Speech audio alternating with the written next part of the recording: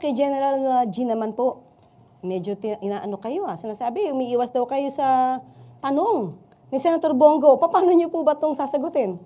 Ganito po kasi ma'am yung nangyari nun ma'am. Nung maisakay na po at lilipat na po sila sa Villamor, susunod po si Chief PNP. I was supposed to board po yung sasakyan ni Chief PNP at paalis na po.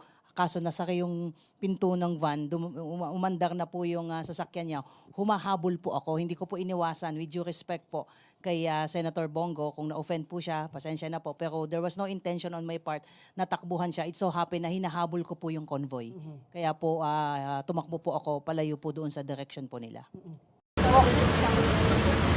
Tagapagsalita ka ng PNP, pwede ba kaming pumasok doon?